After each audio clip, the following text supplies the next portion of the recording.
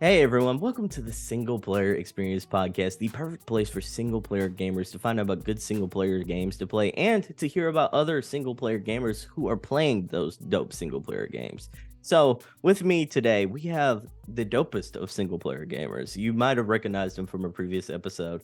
He is an incredible streamer, he's an incredible gamer, and he's just an overall dope nerd. Ladies and gentlemen, this is Lit Unplay. Lit, how you doing today? I am doing great. Thank you for having me yet again on the show. Man, you're a regular. I gotta have you back, man. I gotta have you back. So, Thank you, Lit, thank you. man, how's everything been going in life lately? Everything goes well, Everything's busy, everything keeps moving. We're doing stuff behind the scenes to get ready for when I eventually return to streaming.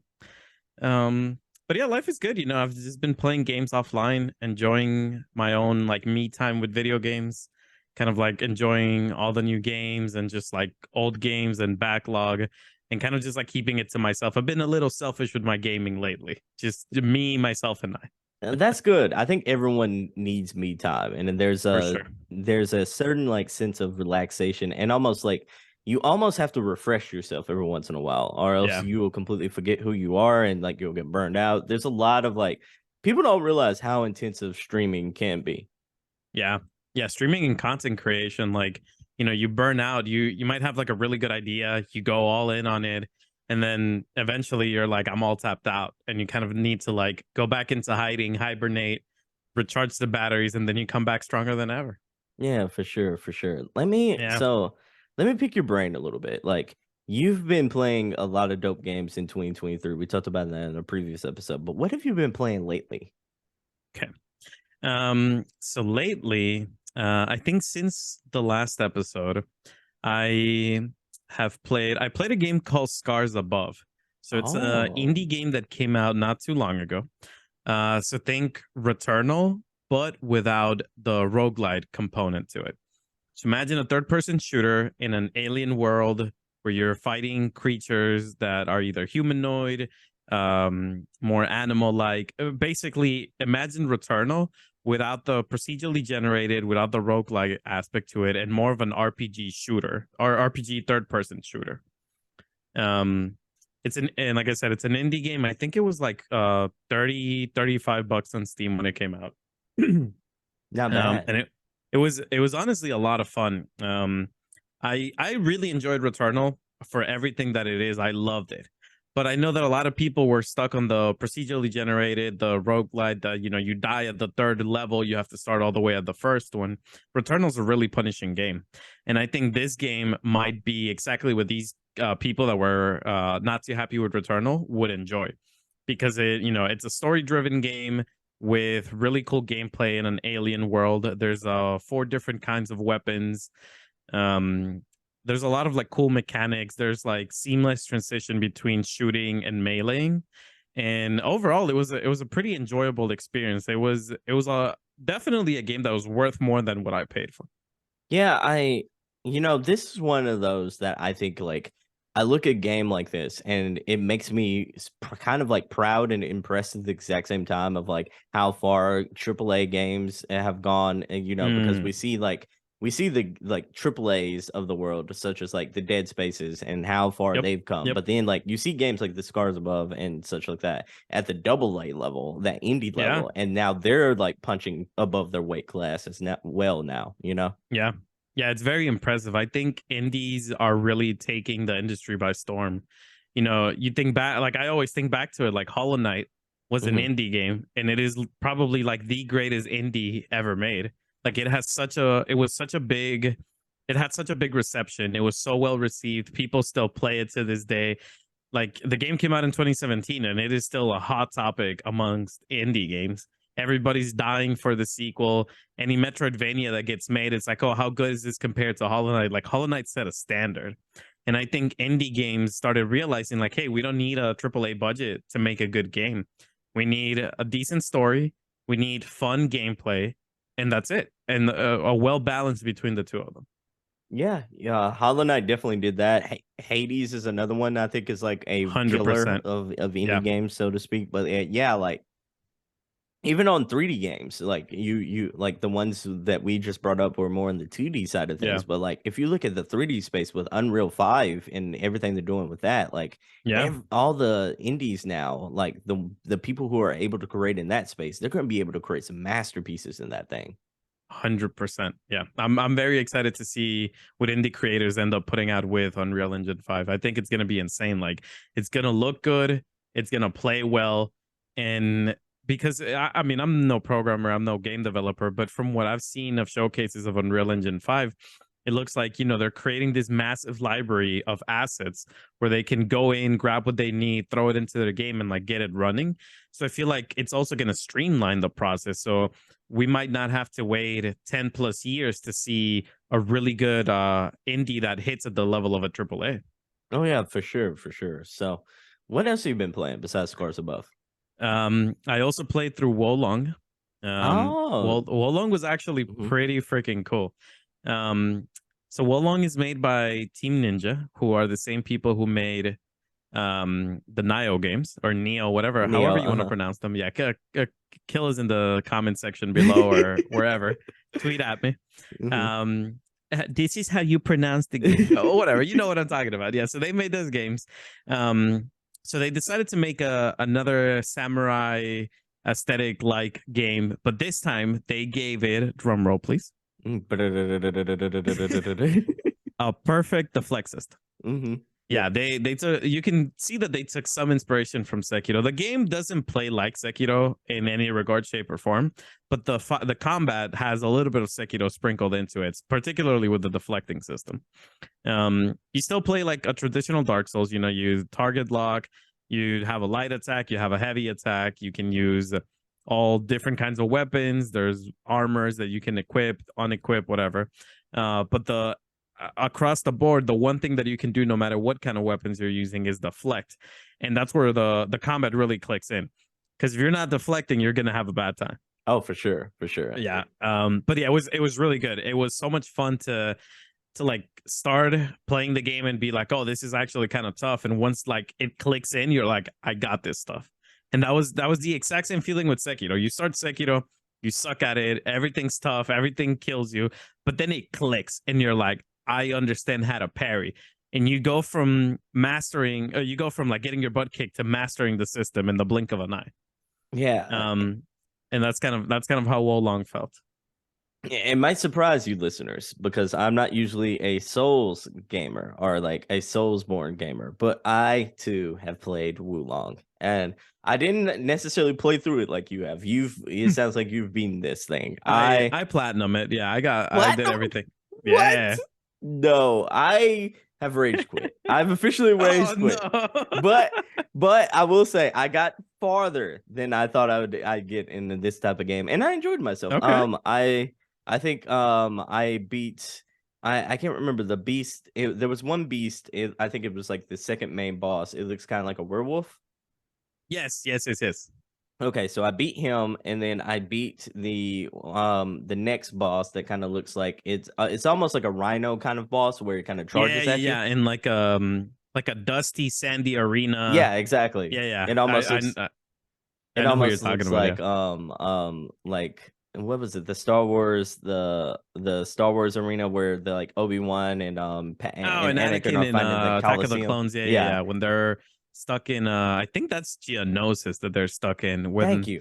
Mhm, yeah, when the clones show up and like they rescue them and it's like mhm. this massive battle. Yeah, yeah. Yeah, So yeah, the arena looks like that and you're fighting this like boar enemy yeah, rhino. Yeah.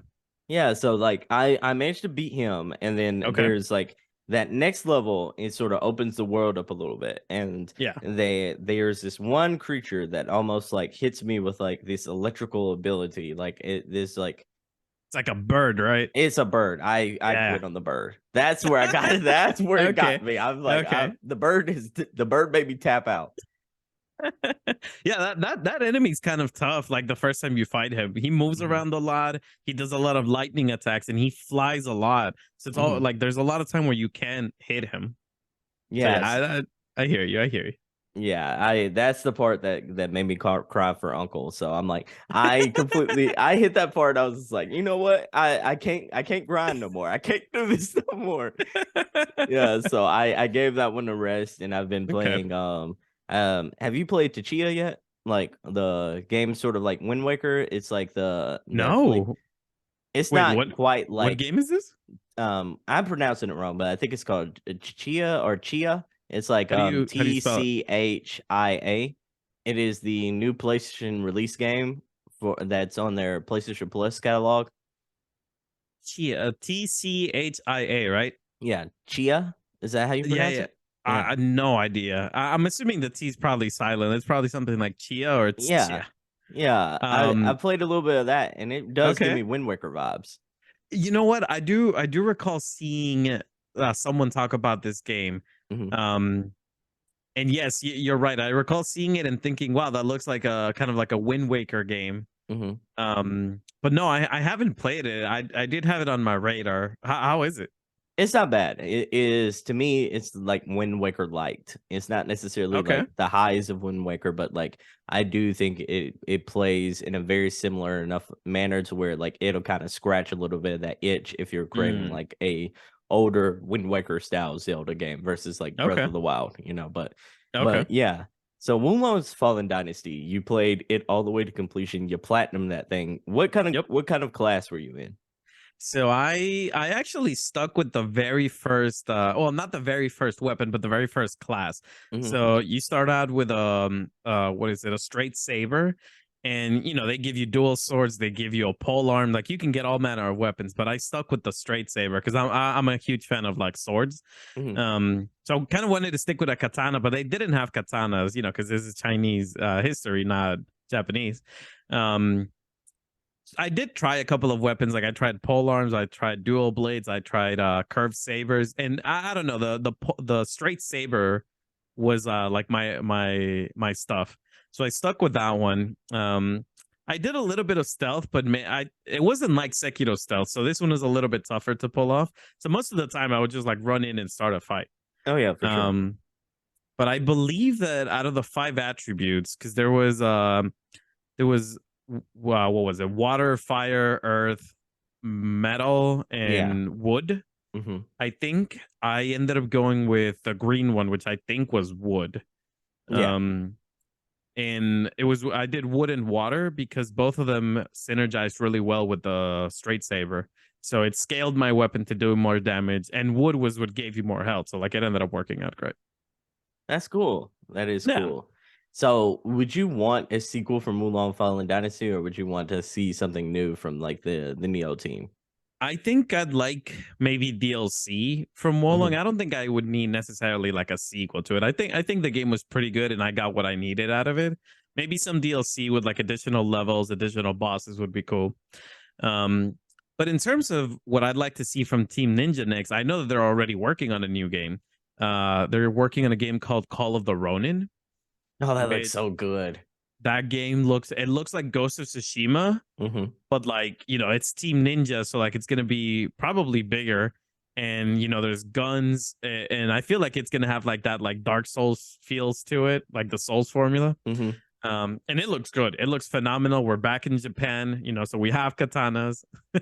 Yeah. Yeah, I'm excited for that one. That's gonna most likely gonna be a day one purchase for me, but I want to see more of it. I think when we saw it, like they also had like a almost like a gliding mechanic as well, where you kind of had that like Yeah, yeah, almost yeah. like that The like Breath of the stretched out Wild, glider. yeah. Yeah, I was like, oh, that looks so cool. Yeah. I'm excited for that one. Yeah, I bet you that game though, open world, because it's supposed to be open world. The map Hmm. is gonna be massive. It's gonna take forever to like explore everything. It's gonna be great. I'm actually excited, but I do want to see more gameplay. Maybe get a little bit of what story we're going with, and then but I'm still gonna play it. It's just a matter of when. So let me ask you, so you played through Wulong. Like, what else have you been playing lately? All right, I was saving this one No, because no, this no. is this Save is the topic of the show for the topic of the show. But I was wondering if you were gonna have something smaller for. oh, okay.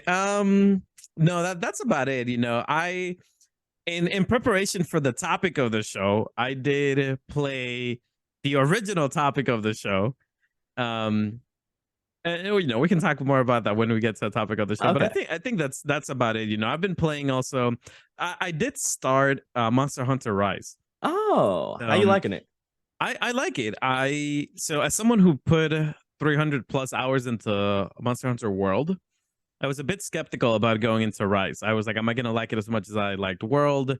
I've already heard that. So I was an Insect Glaive user. Insect Glaive was like my way to go with Monster Hunter. Mhm. And I already heard people tell me like, oh, in Monster Hunter Rise, the Insect Glaive isn't that great. It's been kind of nerfed. It doesn't do this. It doesn't do that.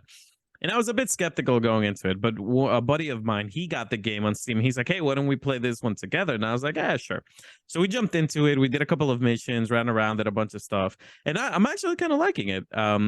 I think from the get-go, I like World better, but Rise isn't bad. I've actually been enjoying it. The new monsters are pretty cool. Some of the mechanics are cool. Some of them are kind of tedious. But so far I'm liking it. I wanna get more hours into it before I make like an educated decision. But so far I like. Okay, that's cool. Give me 1 second. We'll Yeah. close the door. Yeah, take your time. Well, I have you here, viewers. Let me tell you all the secrets about the stuff that we're not allowed to. Oh shit, he's back. Okay, let me stop. Yeah. Sorry. I may or may not have been spilling secrets from behind the scenes stuff that we're not allowed to talk publicly, but don't worry about it. Okay, I'm not worried. I'm not worried. Everyone, you can get the behind the scenes things for free this time, but next time we're gonna charge you. We're gonna charge you a pretty nickel. Next time you paying that premium. Oh yeah, for sure, for sure. Yeah. So so Monster Hunter Rise, does it feel like it's smoother though? Because I think this game was originally made for that Switch version, like the Switch. So I'm like, how does it play on? I'm guessing you're playing on PC, right? Yeah, I'm playing on PC. How does it play? Surprisingly, it plays really well. I would dare say that the game, because of the way that it was made, runs a bit smoother than World. World, when you start playing it, it feels super clunky, especially if you're coming off of something like Elden Ring, Horizon Forbidden West. Starting to play Monster Hunter World feels super clunky. Like moving is so unresponsive. Everything has this like jank and weight to it. And when I started playing Rise, I'm used to World, but when I started playing Rise, like the character is a bit more responsive. He moves smoother, traversal's a lot easier. There's these things called wire bugs that basically you throw a bug in the air and it has like a silk or like some wire that you can pull on, and you can like launch yourself. You can use it to bind enemies. So there's a lot of like new mechanics, but in terms of just the raw movement of the game, I think it is more responsive and smoother than World. Okay, so it almost sounds like if you can combine like aspects of World with like the traversal and the movement of Rise, you'd have your perfect Monster Hunter game. I think so. Yeah, I think that would be a pretty good combination. Yeah, for sure, for sure. So before we get to the topic of the show, because I know you're about to unleash, I gotta ask you though, like as one of the biggest Zelda fans that I know on the face of the earth, how did you like the new gameplay reveal for Tears of the Kingdom? I was all over that, my guy. So from the day before, when they're like, oh, we're gonna have a gameplay reveal, I was at work, I was in the office, and I kid you not, when the entire office heard a laudable yes, and everybody's like, what the heck was that? And I was like, oh, I don't know, what was that? Yeah, I was so excited the moment they announced that they were finally going to show some gameplay. And so going into it, I was pretty excited. Thankfully, that day, the day of the actual showing, I was at home, so I was able to watch it without any issues. I was able to fangirl and freak out all over it as much as I wanted. But dude, I was so excited. So as soon as they started rolling the tape and, they're showing Aonuma play, my first thought was, wow, this looks just like Breath of the Wild. Mine too. I was like, okay, I mean, I'm not complaining about this, but like this looks like we're going to be exploring the same world, the same Hyrule of Breath of the Wild, plus some islands up in the sky. So at first I was like, okay, what are we actually in for? And I was like, okay, this is cool. You know, they climbed the cliff, they get to the rock, they use the rewind ability. And I'm like, okay, this is cool. Before you could stop time, now you can rewind it. That's cool. That's cool. Mhm. They get to the Sky Islands, they show us a little bit of gameplay. You know, they pick up the branch, they hit the construct, and the branch breaks. And as soon as I saw that branch break, I was like, great, the internet's gonna keep having a field day. Because I kid you not, the amount of people that I know that I interact with on Twitter on a semi-regular basis that complain about weapon durability in BOTW is insane. It's an insane amount of people. And like Mhm. everybody, I feel like every time that there's any discourse regarding Breath of the Wild, it's about weapon durability 9 times out of 10. Oh yeah, for sure. So the moment I saw the branch break, I was like, oh yeah, people are gonna rage about this. They're gonna be like, oh, they didn't fix the durability of the weapons, whatever. But then the guy's like, oh well, the branch broke. Let's grab another one. It breaks, and they're like, okay, we killed the enemy, but this kind of took a while. Let's show you a new ability. And I was like, oh. And the moment this man fused the rock with the stick, I lost my shit. I was like immediately, like the dude was in the middle of explaining Mhm. what, like how he mixed the rock and the stick, and in my mind, I'm like, holy shit, you can fuse weapons with virtually anything. And immediately I was like, can you fuse weapons with weapons? Can you fuse weapons with shields? Where does it stop? What can you combine? I was like, this is insane. Can I like at some point when I fix the Master Sword, because come on, we're gonna fix the Master Sword. The Yeah. Master Sword is not gonna stay broken. Or if it does, that's actually kind of cool that they give like an end to the Master Sword. But I Mhm. feel like if they're gonna get rid of the Master Sword, they're gonna replace it with something else. But we'll see. Let's not dive into tinfoil hat theories just yet. But yeah, so in my mind, I'm like, this is insane. This changes the game in its entirety. Because now, not only is weapon durability even less of an issue, not that I think weapon durability was ever an issue, but now you can combine all manner of things to create some ridiculous things. Like when they combined the stick with the pitchfork and made this like obscenely long weapon, I was laughing my ass off. That is so cool. Um, yeah, it was so cool. I was like, this is so ridiculous, but this is awesome. I laughed when he Um, put it on his back, and you can still see it being stupidly long on his back. I would have died if he had like tripped on it and Yeah, just like tumbled. that would have been so funny.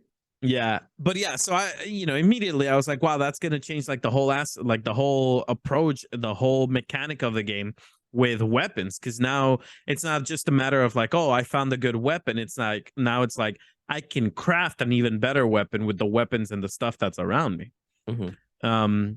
So that was really cool. I think that's gonna add so much variability to the system that they already had in place with Breath of the Wild.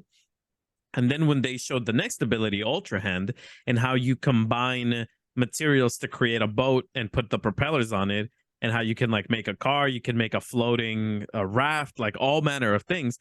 Once again, my mind was like, holy crap, you can create so much traversal in this game. Like it's not anymore just climbing and using the horse or paragliding. It's how can I create a boat? How can I create a flying machine? All manner of things to help with the exploration and the traversal around Hyrule. Um, so with those two abilities in mind, I think it's gonna even if it is obviously it's Hyrule, it's still the same place. The surface is gonna have some changes, like structures are gonna be different. You're gonna find new things. You're gonna find missing things. And you have the whole area up in the sky, which is completely new. But even considering the setting, I think just the fact that the weapon system is going to be completely different and traversal is going to be affected greatly by the Ultra Hand ability, I think that the game now has enough content in it to feel very different from the original game, from Breath of the Wild. That's good because some of the discourse that I heard online was like, this feels good and this feels like it looks good, but like a lot of this still looks like it could have been Breath of the Wild DLC, you know? Yeah. And from a fan's perspective, especially a super fan, it's good that you feel like this still justifies a sequel as opposed to DLC because like I even me, so like I can see the middle ground of it, so to speak, where I do wish we kind of could see like sort of like a bigger picture to where it'd actually feel like a massive sequel as opposed to Yeah. just like a couple of new features, you know? Yeah. No, and I get that, this is the first Zelda game that's reusing a setting in its entirety. Mhm. Every Zelda game, even the ones that are supposed to be like direct sequels, like Majora's Mask or Ocarina of Time to Majora's Mask, like you're still in a completely new setting. You go from Hyrule to Termina. Um, so this is going to be the first game where they take the same world, the same system, the same engine, and basically just like add stuff to it. Um, but like I said, I think Hyrule, the surface of Hyrule, is going to change. Maybe not a lot, right? Like it's still going to be Hyrule. You're still going to have the same geography.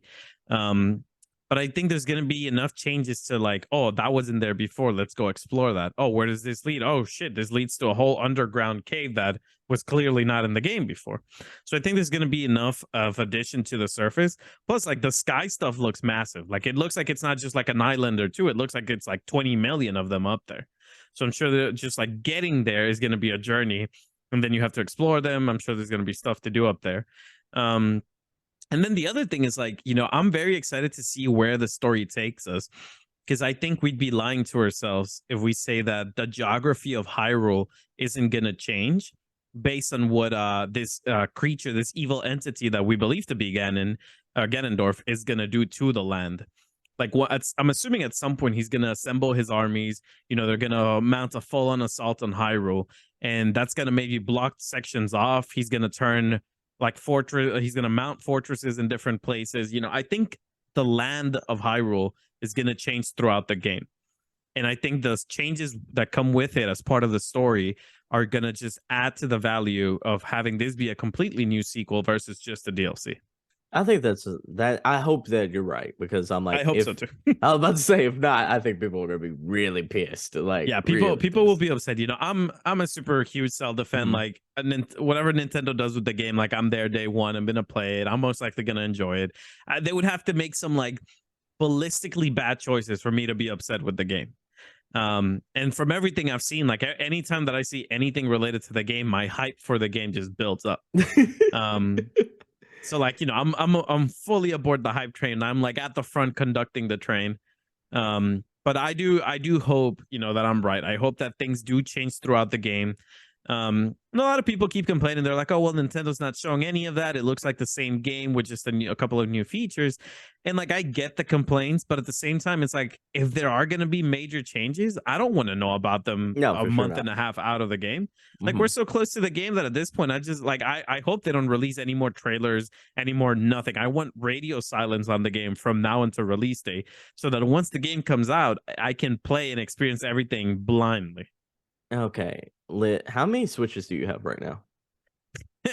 So I still have my OG Switch that I bought the Mhm. day that it came out back in March of 2017. I have that one. I bought an OLED when the OLED model came out. And then I bought my girlfriend a Switch for Animal Crossing edition. So we technically own 3 Switches at the moment. How Um, close were you to buying that Zelda Switch? How close were you?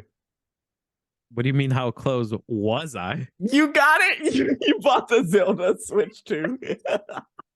So that was the other cool thing, right? At the end of the stream, they're like, "Oh, here's the Zelda theme, the OLED Switch," and I figured this would happen. The leaks came out months ago, and in my mind, I had this like internal debate. I was like, "I don't need it.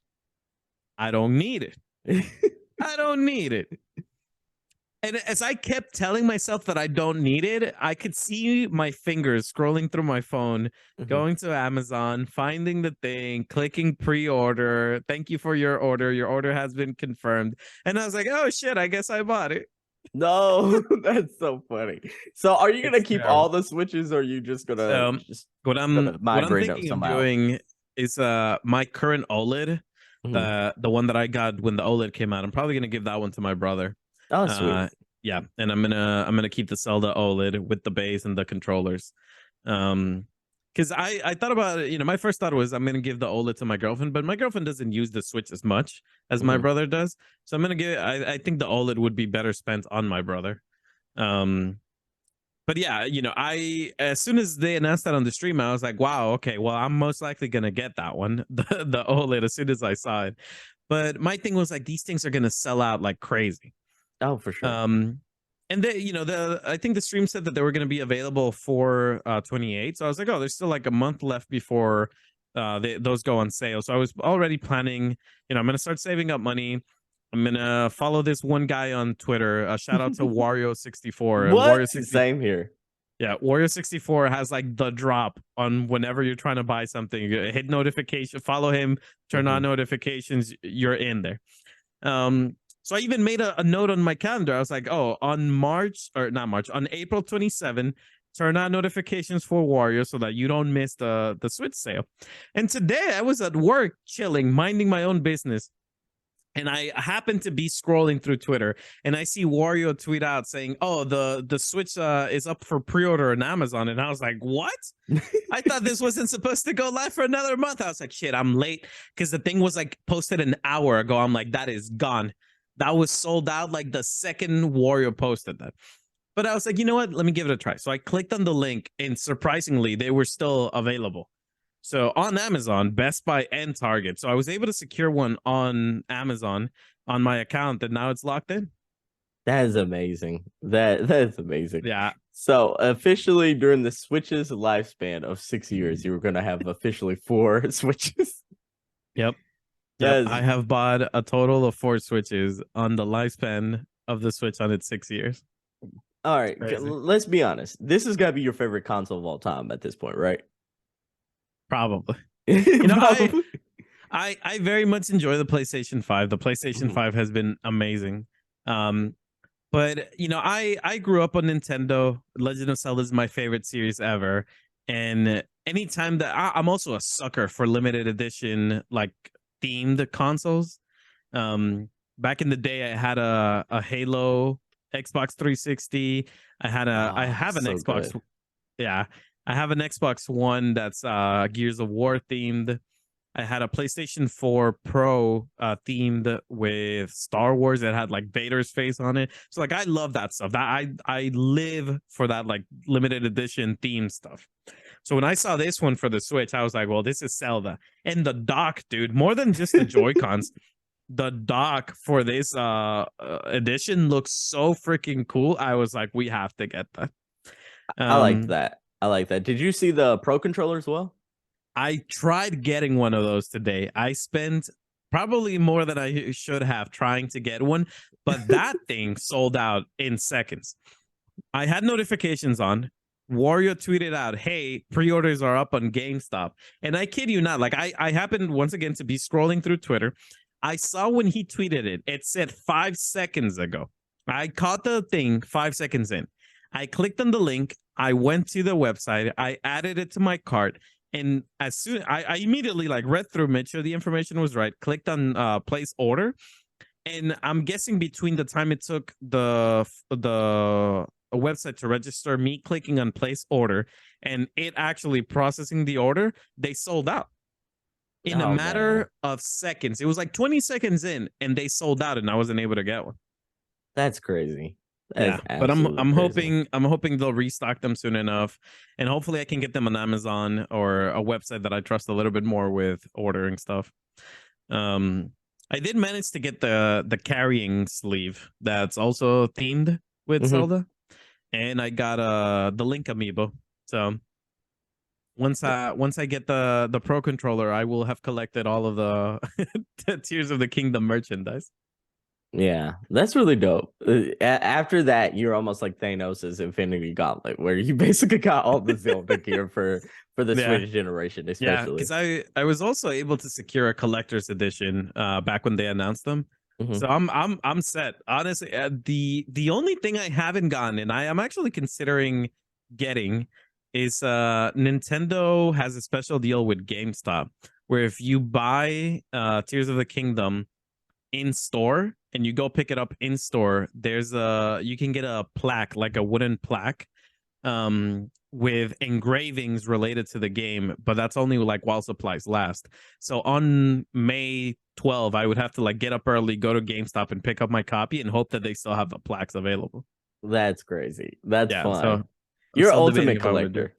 You're the ultimate Zelda collector at this point. Yeah. I need to clean my shelf back there and like start displaying some of the cool stuff that I've collected over the years for games. Yeah, for sure. So Lit, we've talked a little bit about Zelda. We talked about some of the other games we've been playing. I want to switch gears here. Like, Okay. before we get to the topic of the show, because we're almost there, I gotta Okay. ask you, have you been watching anything dope lately? Well, I did.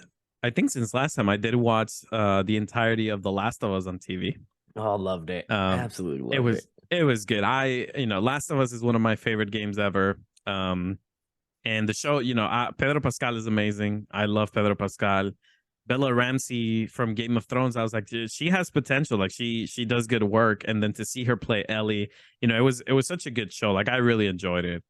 My girlfriend watched it with me. She liked it too.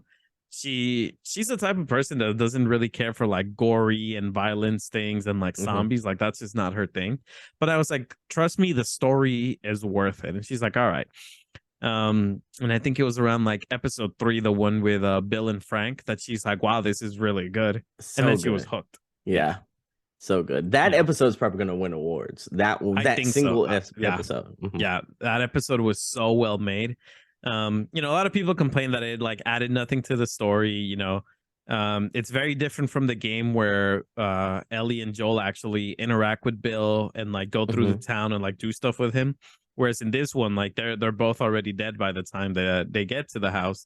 But even then, I think the episode was so well made and it gave us so much into the characters of Bill and Frank that we didn't get to see in the show. We see the humanity in them.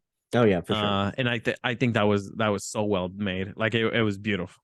I it's one of the few parts where I prefer the show's interpretation of the characters more so than Mhm. the game. And Yeah. like I love the game. I think that might be, if not my top 5, probably my top 3 easily best games ever made. But like I loved the way they did like the Bill story and Frank story in the game, but like the way they did it in the show was masterful. Absolutely It was masterful. beautiful. Yeah. Yeah. Yeah. So Let's see what else. I've been kind of slacking on my anime. I've been keeping up with One Piece and that's about it. Haven't really like started a new show or anything. we're about to get to Um Zoro and King, right? yeah. Yeah, So that's gonna be fun. so Soto and King are already fighting. Mhm. But yeah, the conclusion hasn't happened yet. But yeah, they started their fight. Sanji and Queen are fighting. And Luffy just came back from being knocked out of Onigashima, and he's Yeah. back on Mhm. on the roof fighting with Kaido. So like right now, it's like peak One Piece right now. It's Mhm. oh man, it's so good. And for any of the manga readers out there, like it gets good. It gets very hype. Oh, So for sure. very very soon. For sure, for sure. So, did you watch John Wick 4 by any chance? I did. I I loved did. it. Loved Dude, it. that last week was a phenomenal week. I Mhm. started my week on Thursday night by going to watch John Wick, and then at midnight, we'll get into the topic of the show in a bit, but I literally got back from watching John Wick, had to do a download, and then I stayed up for almost the entire night. So like it was a What? phenomenal start to my weekend.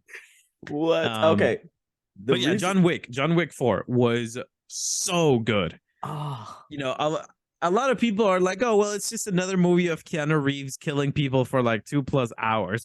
And I was like, yeah, and like, exactly. Who would want so, more?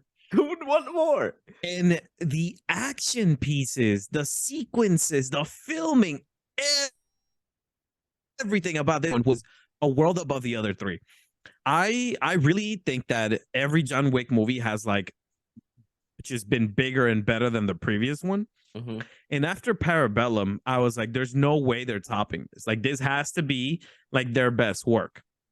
And I was so wrong. No. 4 was just phenomenal. Like, having Hiroyuki Sanada and having Donnie Yen in it was insane. Absolutely Um, magnificent. The nunchuck it was, scene where he was just like whooping the dude with the nunchucks. yeah, Oh my goodness. yeah. I loved it. That whole Japan sequence was amazing. Mhm. Everything, the build up, the intensity. It was great. The one thing that made me really sad, and spoilers, the movie Yeah. did just come out a week ago, so just a huge spoiler for anybody. If you're still listening, if you're still watching, keep in mind that I'm about to drop a spoiler in 3, 2, 1. It was so sad to see Lance Reddick's character die in the movie. Oh yeah, for sure. I was wondering how, you know, what was going to happen with his character, seeing as Lance just passed away recently. I was curious, you know, if they knew in advance. Like, I'm not. Do you happen to know why he passed away? Like, what was the cause? I still don't know. They said they I did say Yeah. they didn't suspect foul play, but like they Okay. haven't released the cause of death. But like this was Gotcha. supposedly like not even the last John Wick movie he was supposed to be in. There's supposed to be Oh, I like a see. prequel scheduled for that he's supposed to be a part of, where like it's supposed Yeah, to be yeah, a for side the character story. yeah. Mhm. Yeah, so I was, you know, I was very interested when they killed him off. I was like, oh, I wonder, you know, my mind started. I started thinking like maybe he was diagnosed with a terminal disease, and like he knew that his time was coming up, so they decided to write him out of the movie. Um, but yeah, you know, it was bittersweet, you know, especially given that he had just passed away. To see him in the movie go, it was, you know, it was a bit touching. Um, but you know, masterful performance from him, even in the little bit that he was in on this movie. Um, yeah, it was just overall, it was a phenomenal movie, so impactful, so meaningful from the get go, and like I mentioned before, the action sequences. Anytime that So John good. Wick threw down with anybody, it was great. But there was the one scene. There was one filming sequence in the entirety of the movie where I was like, "Holy hell, that is insane!" And that's that like aerial shot they do while they're inside of the building, Hmm. where the camera's just like on top, following all the action as Ah. he has the shotgun with the fire rounds. Hmm. That whole piece, how it was filmed, felt like a video game. Oh, It did felt you like did you know it's from a video game, by the way? Really? So when I saw that, the game that came to mind was Hotline Miami. Exactly. That's exactly the reference, I Yep. believe. I figured, yeah, I was like, wow, this looks like if I was playing Hotline Miami. So seeing that, I was like, wow, this is great. Yeah, no, phenomenal movie. It's a great movie. To anybody out there that hasn't seen any of the John Wick movies, go watch the first one. You're gonna be hooked, and you're gonna go watch all four of them back to back. That is so amazing. Let me ask you though, would you play this day one if they made a John Wick game? Yeah. Like, You haven't even told me who's making it, but yeah. yeah, you'd be like, yeah, I'm on board. I was just like John Wick, but in the Arkham style. Oh, So cool, damn. right? Yeah, So cool. that's you know what? That would be phenomenal. So give it the like the Arkham Knight combat. Hmm. And then for the like the shooting aspect of it, who I I'm can't trying to think of a think who game that might be. I don't know. I don't know of a game that would be that fluid, but as far as yeah. shooting goes, It but would it would definitely I think it would have to be something like straight like new. I don't think there's a mhm, precedent for that. But I think mixing the close quarter combats of the Arkham Knight with a third person shooter mechanics and like make it fluid to switch mhm. between the two of them would be phenomenal. Like I'm surprised no AAA studio has jumped on that yet. Oh, they should. It's a license to print money, and this is what I would want in like Rocksteady to do instead of a Suicide Squad game. Yes, yes. You know what? Yes, 100%. Oh, that'd be so incredible. But enough about that. Great. Lit. Let's get to the topic of the show because we have been playing a great game, especially you. You've been playing a great game. I've been checking it out for the most part, been playing a little bit pieces here and there, but no, I digress. You've been playing a great, phenomenal game that's scoring very well across the board. Lit, what game have you been playing? I have been playing Resident Evil. Oh, wait, hold That's up, hold up. That you okay. know what? That didn't feel right. Okay. Um, the emotion was there, but I think the location isn't quite right. Okay. So why don't we take a little bit of a trip? Okay. Oh my goodness. Oh my goodness. He's prepared, everyone. Well, I don't know why this didn't work out the way. There we go. Oh, okay. I like it. There we go. Yeah, that's weird. It was supposed to. I planned it out, and it was supposed to work well. It There we go. actually looks pretty good though. All right, here we go. We're gonna Okay. we're gonna try it again. All right, take two, everyone. Yeah, take two.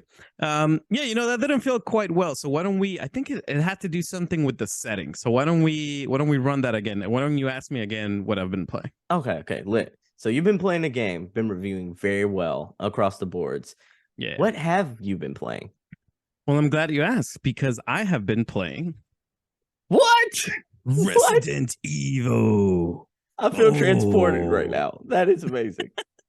That is Look at that. amazing. We are at the village. Okay. The iconic village of the one and only Resident Evil 4, but in HD 4K textures because this is Resident Evil 4 Remake. Yeah, for sure, for sure. So, is this living up to everything you imagined from Resident Evil 4?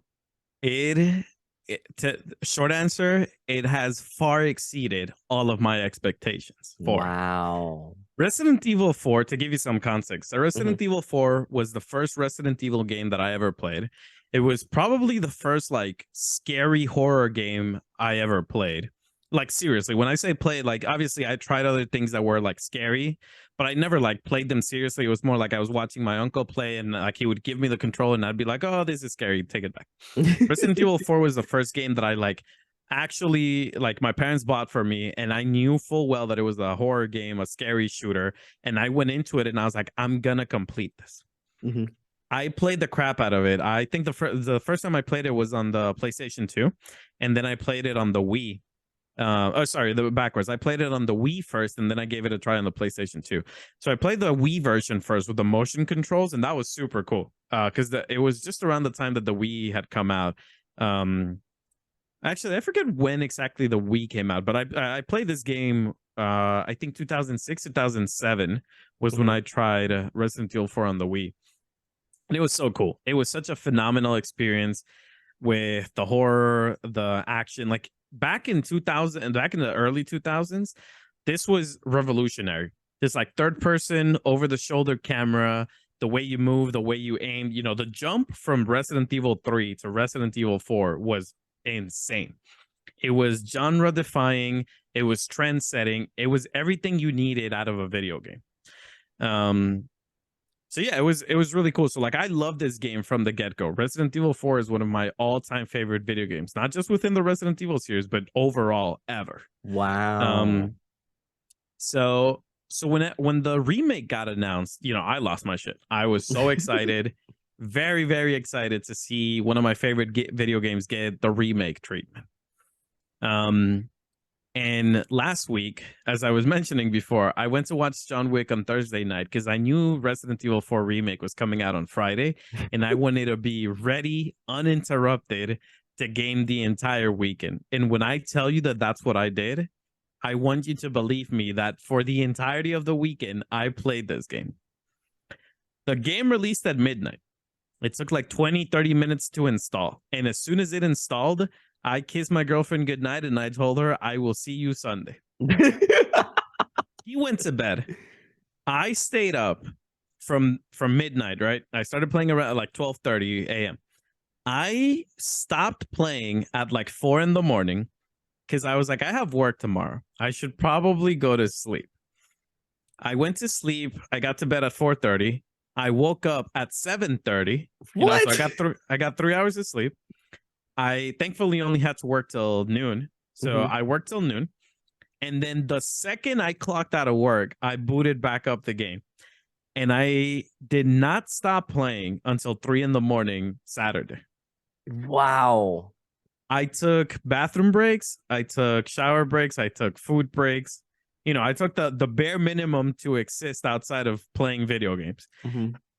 But that was my weekend. I woke up Saturday and I went right back to it. I woke up Saturday at like 10 in the morning and I went right back to it, and I kept playing until like 1 in the morning on Sunday. How are you not Monday. like dead to the world by Sunday? I was. I was sitting on this chair in front of this monitor, gaming to my heart's content. I just couldn't put it down. You know how like when Elden Ring came out, I think we were talking about this. When Elden Ring came out, I was playing Horizon Forbidden West.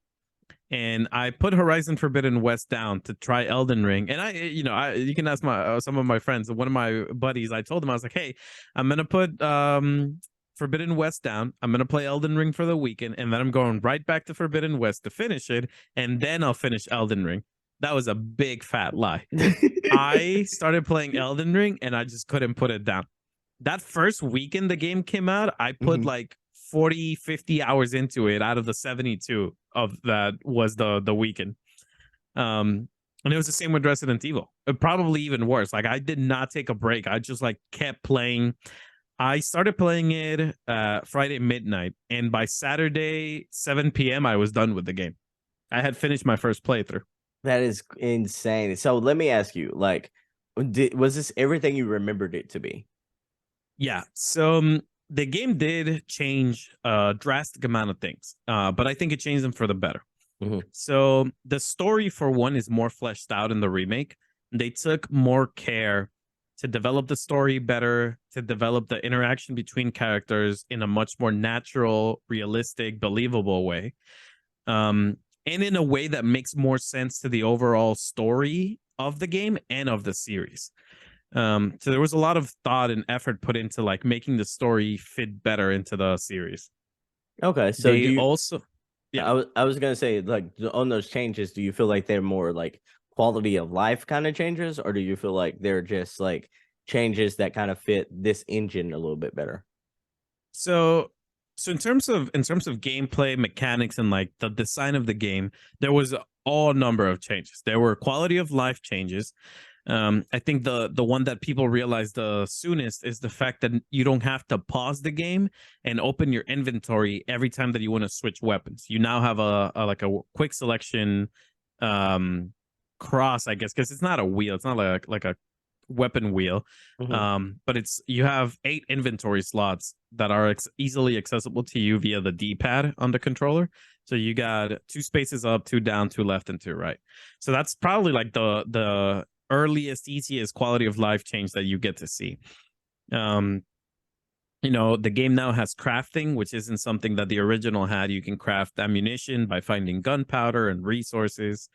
Um, Something that they completely changed that I think is so much better now is the treasure system. So back in the original game, you would find there were 4 types of treasures you could find that as soon as you found them, you could sell them. Then there were treasures that were bigger treasures, kind of like lamps, masks, crowns, that you could put smaller specific jewels into them to increase the value. But these jewels that you would put into them were like predetermined jewels. So like you would find jewel A, B, and C for the crown, and those jewels you had to put on the crown. You couldn't like mix into other things.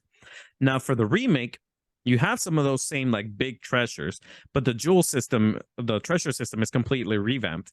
You now find there's 6 different types of jewels that you can find. You can find ruby, a sapphire, a yellow diamond. You can find what is it? A red beryl, alexandrite, and emerald, I think is the other one. So it's 6 of them. There's 3 circular ones, 3 square ones. And depending on the big treasure that you have, you can find the mask that requires 3 circular treasures. So you can pick, you can mix and match however you want. And there's a cheat sheet within the game that tells you, hey, if you match 3 of the same color, you'll get a multiplier of X amount. Oh, that's If you cool. do 3 different colors, you'll get this kind of multiplier. So now any treasure you find, you don't need to find the specific jewels that fit into it. You can fit whichever jewels you want into it. You just have to follow the shape, and then the color is completely up to you. Oh, that's really cool. So, like, that sounds like a good quality of life change that really kind of helps the gamer, especially the inventory management system, to where like you don't Yeah. necessarily have to hit pause to go in and switch out your weapon. I'm like that. I remember the snippets of what I played of Resident Evil 4 back in the day, and that was like one of the things to where I'm like, this is especially coming off of like playing Halo. I was like, oh, Yeah. this feels so rough in Yeah. comparison. Yeah, and the other thing that was really rough with the OG was the controllers, like the tank controllers and not being able to aim, move and shoot at the same time. I think Hmm. that was probably, looking at the gaming environment nowadays, like if you go back and play the OG, it's really tough that you're like running away from enemies, but if you want to shoot them, you got to like stand still, pull your gun out, aim, shoot, and then you keep moving. So that was another big quality of life change that they did with the remake. You no longer have to be stationary to aim and shoot. You can be moving. Um, And it's actually like the mobility is actually pretty good in this game. So, overall, just like improvements in terms of mechanics, gameplay, story. Obviously, the visuals look phenomenal now. Yeah, I think it's nothing but an upgrade from the original game. So you've played this game to completion. How many times have you completed the game? So I've done at this point I've done 6 full playthroughs, and I'm What? currently, yeah, 6 full playthroughs. I'm in the middle of my 7th one, and then I'm planning on doing an 8th one to so technically I haven't like completed the game. I'm still missing 3 achievements, and one of those achievements requires that I complete the game on the hardest difficulty without using any of the infinite ammo weapons. Mhm. So it's like an actual challenge. It's a clean save, hardest difficulty, and you just go through it. But then there's also, if you want to like actually 100% complete the game, aside from the achievements, has challenges in them, which is very traditional of the Resident Evil remakes. 2 and 3 also had this. And one of the challenges requires you to complete the game on the hardest difficulty, clean file, in under 5 hours and 30 minutes. What? That is Which is insane.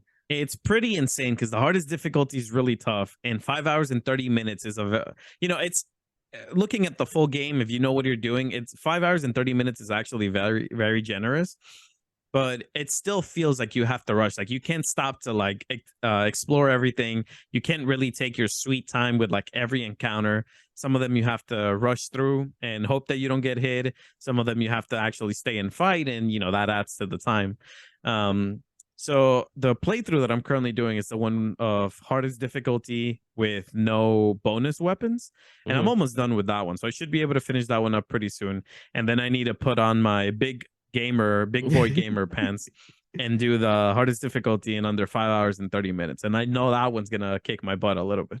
So you've played this game an extremely long amount of time, so to speak.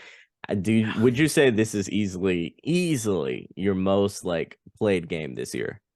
yeah, 100%. Not even close, is it? No, I this year I don't think any game, and I say that knowing well, I say that knowing that Wolong, Dead Mhm. Space remake, um, what else? I feel like I'm missing a big one. What was the other big game that came out this Yeah, year that I like? Metroid that you played, I believe, right? Yes, yes. Mhm. The remaster of the Metroid Prime, One Piece Odyssey, the Rise of the Tomb, or yeah, Shadow of the Tomb Raider. Um, You I played also Death's played, Door as well, I think yeah, this Dead year. Store. Mhm. Yeah, considering all of those games came out or not came out this year, but I played them this year. Even taking that into account, this is easily the game that has me the most hook all out of the entire year. It's the one that I've put the most amount of hours into, and I haven't been able to put it down. As soon as I get from work, like the one thing I want to do is boot up the game and keep playing. All right, so you know what I gotta ask you before we deep dive a little bit more into Resident Evil 4. Is this now your front runner for game of the year of 2023? 100%. And it is not only my front runner for game of the year, it is also, and viewers, listeners, if you feel like you need to come at me and attack me, feel free to tweet at me. I feel like this is the best remake that has ever been made. And once again, Wow. I say that fully aware that Dead Space remake came out not that long ago. Dead Space remake was perfect in every way, shape, or form. It was the way to do a remake. But then Resident Evil 4 said, all right, hold my beer, and like blew it out of the water. Wow, Yeah. that's some hot takes right there. I like that. I like that. We got them hot takes here at Literally Unplayable and at the Pro Nerd Report. I like that. I like that. So before we get back to it, I just gotta ask you one question. Do you feel like, based on what you played of RE4, like, does this give you faith that if they were to take what many believe is like one of the low points of the franchise, Resident Evil 5, and do the same treatment for Resident Evil 5, that they can completely turn the stigma around on that game as well? 100%. I Wow. So there's some sections in the RE4 remake that you have AI companions, both in the I gotta protect this person kind of way, but also in the hey, this person also shoots with me and helps me out. And I think that's Capcom diving, like, dipping their toes into testing out companion AI, because I think ultimately they're planning on remaking RE5 and giving it this kind of treatment. And just like you said, I really hope that with that remake they turn the stigma around, because RE5 was a phenomenal game. People always criticize it for the bad game AI, and as someone who played RE5 to completion, I played it on the hardest difficulty multiple times. Was Sheva annoying as an AI companion? Sure, she had her issues, but I was never completely bothered by it to the point of cursing the game and being like, "Oh, this is like the worst thing that's ever come out of this series."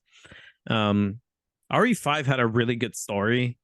You get a really good conclusion to the Chris versus Wesker arc, which I think out of all the Resident Evils, it might be the biggest rivalry ever. And to see that come to such an epic conclusion was so freaking cool. Like, how cool was it when Chris Redfield said, "I'm going to punch the shit out of this boulder and then I'm going to go kill that guy over there"? That was badass. Like, no one can take that away from Chris, because him punching a boulder was next level. That's amazing. Yeah, so I really think so. I think if they give it the same remake treatment, quality of life, improvements on the AI, and give it both online and couch co-op, I think the game would definitely turn the stigma around and would become once again one of the great Resident Evil games. Well, I mean, I think there's only what 3 remakes left to do right now. There's like what 5, 6, and 0. Yeah, yeah. Yeah. There's also been talks that they might go back and redo RE1. So they already made a remake for RE1, but they kept it Yeah. in the same style as the original. Mm-hmm. One second, just gonna lower. No, do this you up. think? I think I think the game is fine as it is. I don't think that Resident Evil 1 really needs a remake the way that they've done to these guys. But I will say it would be really cool if they remake the remake of RE1 and put it into the RE engine and make it a third person over the shoulder shooter. I think with RE1 story and gameplay, it would be really cool to see that happen. But I don't think that's Capcom's priority. I think eventually they're gonna remake 5. Hopefully eventually they'll remake 6, because I think 6 really needs it. Yeah. 6 had so much bad stuff with it, and 6 had such a good cast. It had Leon, it had Chris, it had older Shirley Berkeley, I think is her name, from RE2, the little girl that Claire saves. It had I think Jake was his name, who's supposed to be Wesker's son. Like, it was stacked. Just having Leon and Chris in the same game is already like phenomenal. And then they dropped, the story was so bad, the gameplay had so much issues. So that's a game that I really hope eventually gets the remake treatment and they really clean up, because that's a game that could definitely use it. All right. So going back to RE4, some of the nuances there. What are some of the best features of RE4? Some of the best features of RE4. All right. So I mentioned earlier some of the quality of life changes, right? I think the biggest, most needed change was the tank controls. How you no longer have to stop to aim and shoot. The quick select in the inventory. I really like what they redid with the treasure, like the whole revamping of the treasure system. But I think the overall design, just the level design with the game, the way the story progresses, some of the areas that have been reworked, are just great. Like, the village starts out very similar to the original, with the central village area where you fight the chainsaw guy. But then right after that, the game like completely changes. Like, the setting is turned around. Like, you no longer go through a door and just like magically appear where you're supposed to be at according to the story. the area, like the entire area, is now laid out in such a way that it makes sense when you go through a door that you would get to this setting, and then you find a shortcut that loops you around, and that makes a sense in the like the geographical sense behind how you're moving through the village. It makes sense that if you go this way and you go then take a right and you go through this door, you now end up back by the village but in a different section. Oh, so Yeah.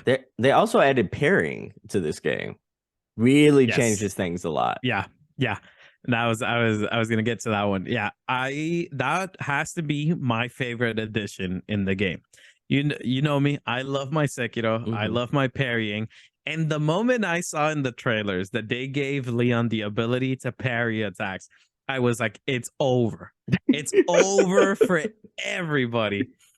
And my question with that was like, okay, what about stuff like the chainsaw? And then, 2 seconds later, they show him deflecting the chainsaw, like he blocks it. I was like, it's over. It's over. I am going to be untouchable. And sure enough, that first playthrough I did, there were so many times that in the original, I would have gotten hit because they threw an axe and I was in the way. They slashed at me, but I was like, oh, that's right. I can parry. And I would just deflect. And so there's actually something really cool with the flex system, is that there's two kinds of parries. There's a parry where you just like parry normally, you like defend yourself from an attack, and then there's a perfect parry where if you time the parry perfectly with the attack, you open up the enemy to a follow-up attack, so you can kick them, you can knock them down with one of Leon's melee attacks. And the timing's actually a little bit tricky for the perfect parries, but once you get it down, like anytime that someone attacks you, you perfectly parry it and then open them for a follow-up attack. And it just feels so satisfying. It is just great. And I loved it. I love that they gave I would say that's probably one of my all-time favorite mechanics in video games, the deflecting system. I love that they gave a deflect system to one of my favorite video games ever. That is really dope. Yeah. So I gotta ask you, so not only do they have like a pairing system in the game, but they also have added, some quality of life changes. The game looks beautiful, it runs beautiful. You didn't have any problems with like any performance issues while playing the game, did you? No, so thankfully, I upgraded my gear, my gaming rig at the beginning of the year. I'm running on a 4070 Ti. And at no point did I have any stuttering, any drop frames. Like the game runs silky smooth. Even at like full tilt settings, like I had everything maxed out and the game was just running perfectly. Like Capcom has done some good work with that RE engine and just a general optimization of these remakes.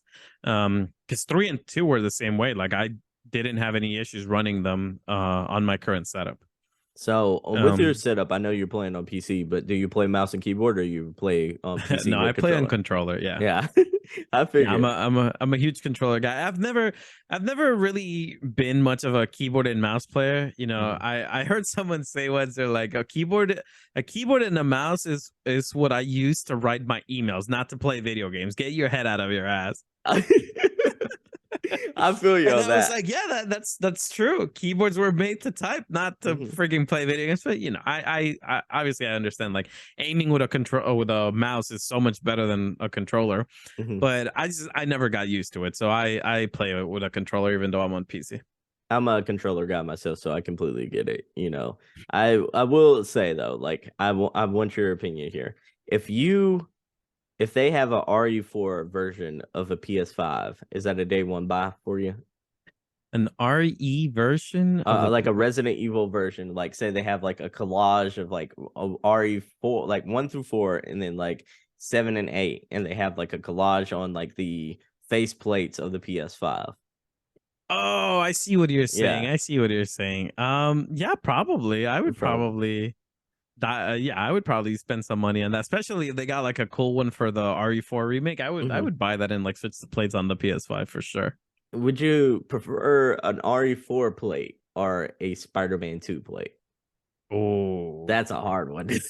I'm gonna say the RE4 one just because I haven't played Spider-Man 2 yet. I'm very excited for Spider-Man 2. I think Spider-Man 2 is gonna be another big hitter this year. But I want to see more of it. that trailer where they showed Venom in it, I lost it. So I cool. lost my shit with that. Because from the end of the first one, I was like, oh, Venom's going to happen at some point. But I thought it was going to be like a DLC. I thought it was going to be, I was very surprised that the black suit didn't make it into the game. So I was like, oh, where's the black suit? Like, what has Venom not going to be in the game? And they're like, oh, we're making a whole other game to dedicate to that. We feel like the story of Venom and the black suit deserve a whole game. And I was like, oh, let's go. And yeah. And then when they showed Venom in the trailer, I was like, this is it. This is going to be phenomenal. Yeah, for sure. I can't wait to play that. And I can't wait. I hope that they have like the 90s like animated Spider-Man Venom suit, like the way that looks. Oh, that's gonna be sweet. I definitely hope that's one of the alternate costumes, because that would be pretty dope. That's gonna be sweet. So back to Resident Evil 4 though. What is your favorite weapons to use in the game? Oh, so surprisingly, one of the best weapons in the game is the starting handgun. Which is very cool, very sticking with the original game. So in the original game, the handgun actually has the highest critical chance out of all of the pistols. And if you fully upgrade the gun and get its exclusive upgrade, this exclusive upgrade makes it so that the crit chance on the handgun is 5 times higher. So the gun already has this like insane critical hit chance. And with the exclusive upgrade, you up that by 5. So like almost every other shot you take, it's a critical. So you, as long as you're hitting headshots, you're like destroying everybody. So the handgun's really cool. The first sniper you get, the hunting rifle, the bolt action sniper, is the strongest weapon other than the rocket launcher and the hand cannon. It's the strongest weapon in the game if you get its exclusive upgrade, because it also increases its attack power by like 2 or 3, I think. So it's pretty cool that some of the starting weapons are like the best in the game. But I think without a doubt my favorite weapon is the infinite rocket launcher, because it destroys everything. You have an infinite amount of rocket launchers, and the rocket launcher kills even bosses in one single hit. Oh, that's dope. That is real dope. It's fun. It's a bit of a so you have to complete the game on, I think, hardcore, which is the second hardest difficulty. And once you complete it in that difficulty, you can purchase the infinite rocket launcher. But the infinite rocket launcher is worth 2 million pesetas, which is the currency. Yeah, so it's a lot of money that you have to drop on it. But once you get it, like, you don't need anything else in the game, because you will literally nuke everybody. That is insane. But like, you've played this game so much to where like you've probably almost gotten close, if not already have, of buying every gun in the game now. Almost, yeah. The only gun I'm missing at this point is the hand cannon. So the hand cannon is the strongest magnum in the game. So back in the original, you had to complete the game on professional difficulty in order to get the hand cannon. So the hand cannon, just as the name implies, it's literally this like magnum that hits stronger than anything else in the game. Most enemies will die from one shot, regardless of who they are. Even some bosses, like 1 or 2 shots from a fully upgraded hand cannon. So that's the only weapon that I'm missing in the game, and for that I need to finish the current playthrough that I'm in, which I'm like almost I'm past the halfway point. So at this point, like what would be the pitch for new gamers who've never played Resident Evil before? Should they play Resident Evil 4 first? 100%. If they've never played a Resident Evil, like not even the OG ones, I think 4 Remake is probably the spot to drop in, because it's the most arcadey, the most actiony, the most like cheesy, with a simple story, but enough action to keep you engaged. Leon's a great protagonist. Leon's like overall like a really cool dude that's just like fun to watch him. Like, so I was actually making the comparison. I think Leon is 100% the John Wick of the Resident Evil universe. Wow. He's just like all like, especially in this remake with some of the cutscenes and some of the actions that he can do. They really turned him into kind of like John Wick. Like, he's very smooth about how he shoots, how he moves, how he kicks, like goes from close quarter to range with the weapons.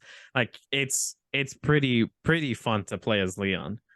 That is dope. And yeah, I mean, the Resident Evil games are great, and if you're looking for a good action third person over the shoulder camera shooter, like this is it. There's enough combat mixed in with puzzles, story, um and there's a good amount of like looting too, so it's like kind of like a looter shooter third person with a fun story. It's just a great game.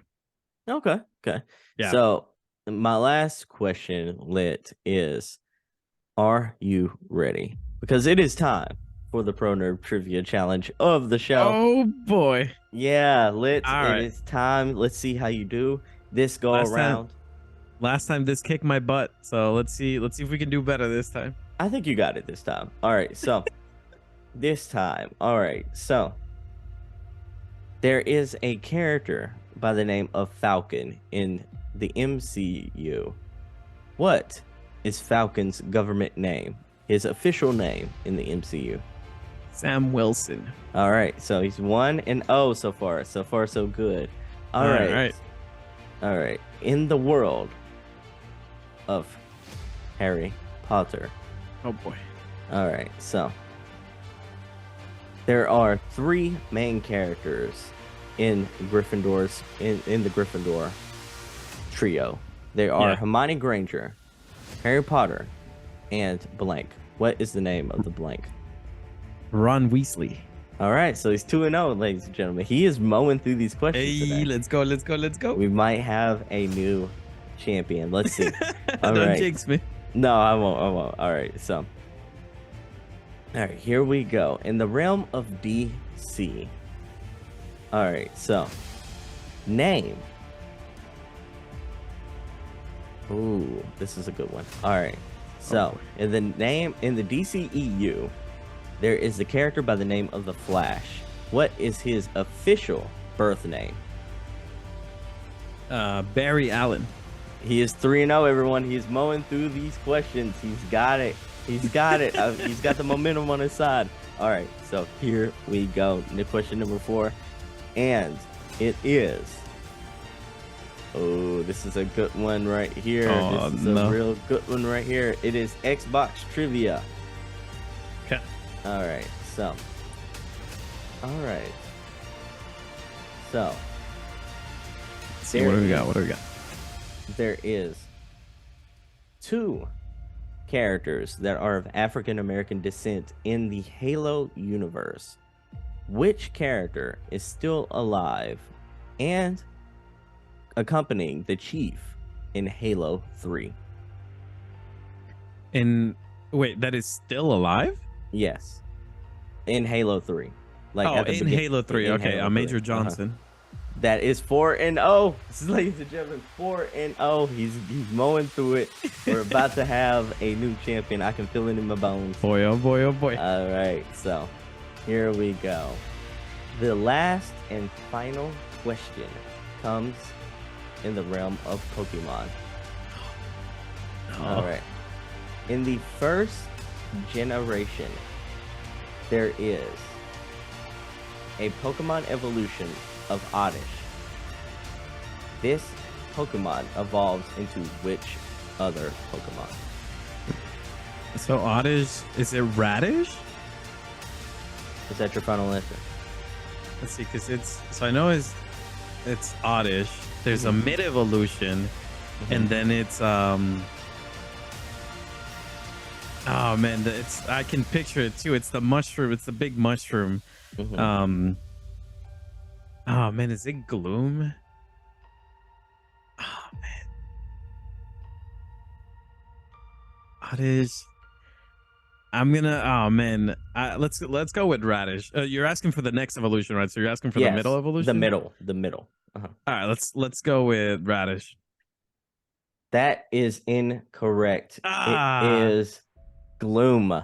Gloom was the actual answer. That's upsetting. I thought Gloom was the third evolution. What's the third one? All right, so looking right here, there's Oddish, there's Gloom, and then there's Vileplume. Vileplume. All right. I don't know why I said Radish. I wasn't even close. I think Gloom, Radish is another Pokemon, by the way. Is it? Okay. I think well, that Radish makes me feel slightly better. Yeah. I I think you just Man, these mix up the. Pokemon questions, they always get me. I clearly don't know. And you know, the crazy thing is the questions you've asked about Mhm. Pokemon are first gen, which is like the Yeah. only gen of Pokemon I know. And every time it's like a Pokemon question that gets me Mhm. all messed up. You were really close. Like you have so much momentum, and that Pokemon Yeah. question it hit. But like disclosure right here. Like the wheel was just a hair off. It landed on Pokemon, but it was also just a hair off of another category. So it'd been very interesting to see what that other category would have been. I So see. I see. yeah, you did really good It's all though. right. We'll get it next time. Yeah, for sure, As for long as sure. there's no Pokemon quest. Oh yeah, for sure, for sure. I'm gonna go study. I'm gonna go hit the books on Pokemon. Yeah, I think you'll be ready next time. So, before we go though, where can the good people find you? The good people, the listeners, the viewers, all you lovely people out there can catch me on Twitter at LitUnPlay. That is LITUNPLAY. That is where I frequent out the most. You can catch me there at all times. Tweet at me, message me. I'm always down to have any good discussions about video games or just anything media, nerdy in general. You can also catch me on the YouTubes at Literally Unplayable, which I think you can actually search me up as LitUnPlay too. Like if you do at LitUnPlay. We got some good videos, some reviews, some playthroughs and stuff there. And I'm hopefully going to be adding to that in the near future. Other than that, you know, I have a bunch of social medias, Instagram, TikTok. You can also find me on my Discord server, and you know, I have a one-stop link for all of that we can give you down in the description below. Yeah, for sure. If you would be so kind as to do. And yeah, you can but yeah, Twitter and Discord are the best places to catch me at. All right, sounds good. Sounds good. Before we go, Lit, what is going to be for dinner tonight? For dinner tonight, that is a phenomenal question. I have not thought that far ahead, but if I had to take a guess, it's gonna be leftovers with a little bit of Resident Evil. Oh, okay. Oh. He's gonna jump in and he's gonna play Resident Evil for the 8th time, everybody. I feel it. I feel it. Yeah. I don't know. I think so yesterday we got my girlfriend and I got Chinese food, and I think we still have some leftovers. And if not, I think I have some beef, some chicken hearts, and some rice and salad that I could put together. That sounds good. That sounds good.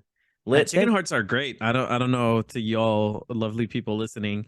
I don't know if you've ever had chicken hearts, but and you know, to some people it's like, oh, chicken hearts, that doesn't sound tasty. But think higher quality chicken nuggets. Okay. It's basically what they are. They're really good. Yeah. So if you've never tried them, you're feeling adventurous. That's like my tip, my culinary tip of the day. Go give chicken hearts a try. You won't regret. Everyone give chicken hearts a try. All right. Lit, thank you so much for being on the show today. Can't wait to have you back on the next episode when you play thank you for having me. Another game, and we're gonna have to do a deep dive into whatever game you're playing at that time. Well, I'm glad you bring that up because coming up, you see, we should add a segment at the end of the episode with like the coming soon or like, yeah, for sure. Let's do that. Up next on the deck. Next. Yeah, up next for Lit. I like that. Yes, up next for Lit. I like that too. You see, we here at the Pro Nerd Report, we put stuff together on the spot. I like that. Up next for Lit. What we got on the docket? Up next for Lit, we got April 19th is the release date for the DLC for Horizon Forbidden West. It's called the Burning Shores. Yes. So that's April 19th. So I'm assuming that's going to take me that weekend, maybe a little bit of the week to get through, which is great because then on April, what is it? 20. Let's see, let me look at the calendar. April 28th is the release of Jedi Survivor. Yeah. Let's go. So Burning Shores on the 19th, Jedi Survivor on the 28th. And, you know, I was talking to my brother yesterday and I was like, hey, you know, when Jedi Survivor comes out, I think that's going to take me like probably 2 weeks to platinum, you know, do a playthrough, enjoy it, go back and find all the collectibles, do everything. I think 2 weeks to platinum. And I looked at the calendar. Guess what happens in exactly 2 weeks after Jedi Survivor comes out? The game you're going to be lost into for the rest of the year. It becomes May 12th, which means that Lit will be piecing out of the universe, out of the face of the earth, and will not be heard of for another 3 months because I will be diving headfirst all of my time way worse than with Elden Ring or RE4. I will lose my time and my existence into Tears of the Kingdom. All right, all right. So up Yeah. next for Lit, ladies and gentlemen, we got 3 banger games he is going to be diving into. We will at least hear his thoughts on the first 2. The third one we'll have to wait until he's back from hibernation, though. But so everyone go This is follow true. Lit, and all the descriptions, all of his links will be in the description below, especially the one-stop shop link that we're going to add over there. And Lit, Sweet. thank you so much for joining us, man. Oh, You're thank you so much for having me. always the best of guests. I love having you on Thank the you. show, Thank you. man. All right. Yeah, thank you so much. It's always fun to, nerd out, talk about games. And yeah, thank you for putting together an awesome space, an awesome show, and for continue to have me over, even though I keep running the clock out as much as I can. Nah, man, you're all good. I love it. I absolutely love nerding out with you. So, everyone, until next time, I've been Sebastian. That's been Lit, and we're out. Peace. Hey, thank you so much for watching the video. If you liked the video, hit that like button. Also, for more videos just like this one, go ahead and hit that subscribe button right here. Thanks again for watching the video, and for more like it, stay right here at the Pro Nerd Report channel. So that's a wrap for today's episode. Thank you so much for watching the video. If you liked the video, don't forget to hit that like button. Also hit the subscribe button for more videos just like this one. I also want to let you know about the Single Player Experience Discord server. It's a perfect place for single player gamers to talk about the good single player games that they've been playing lately and to get video game recommendations. Think of it kind of like a book club for single player gamers. The link to join will be in the description. Once you're in, feel free to share your video game backlog list, talk about the good single player games you've been playing, or give your feedback on the show. If you have a game you think it should be recommended and should be reviewed, let me know about it right there. Before we go, I just want to thank you once again for listening to today's episode. Stay safe, stay gaming, and I hope to catch you in the next one. Peace.